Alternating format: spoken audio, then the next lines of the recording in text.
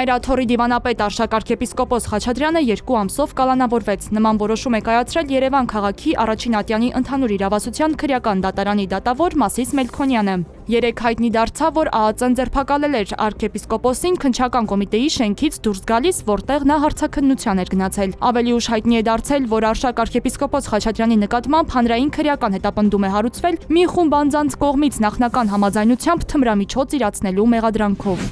Կիրակի Գյումրիի 7 վերք եկեղեցում Նիկոլ Փաշինյանը պատարագի կմասնակցի։ Նա Facebook-յան էջում կարճ տեսանյութ է հրապարակել։ Երեկ Փաշինյանը հաստատել էր պատարագների գնում է պայմանով, որ այնտեղ կաթողիկոսի անունը չհնչի, իսկ այդ հարցը կարգավորելու գործին կարող է խառնվել նաև ազգային անվտանգության ծառայությունը։ Հայաստանի և Թուրքիայի միջև սահմանի ամբողջական բացումը հաջորդ կարևոր օղակն է, որը կամբողջացնի տարածաշրջանի վերափոխման գործընթացը։ Վիեննայում ԵԱՀԿ նախարարական խորհրդի հանդիպմանն ասել է արտգործնախարար Արարատ Միրզոյանը։ Նա նշել է, որ Հայաստանն ակտիվորեն շարունակում է Թուրքիայի հետ երկկողմ հարաբերությունների լիարժեք կարգավորմանն ուղղված երկխոսությունը։ Նախորդ շաբաթ Հայաստանի և Թուրքիայի ներկայացուցիչներն անցկացրել են Գյումրի-Կարս երկաթգծի վերականգնման և շահագործմանն ուղղված տեխնիկական քննարկումների երկրորդ փուլը։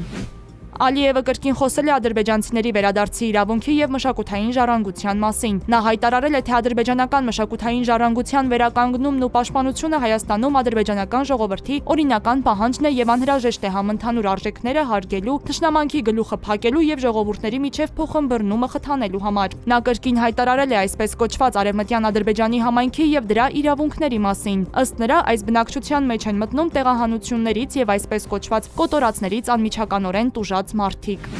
Գերմանիայի կանցլեր Ֆրիդրիխ Մերցը հեռախոսազրույց է ունեցել Ադրբեջանի նախագահ Իլհամ Ալիևի հետ։ Կանցլերը ողջունել է Հայաստանի հետ խաղաղության գործընթացում վերջերս գրանցված առաջընթացը։ Հաղորդվում է, որ Մերցն Ալիևին հրավիրել է Գերմանիա, Ադրբեջանի նախագահն ընդունել է հրավերը։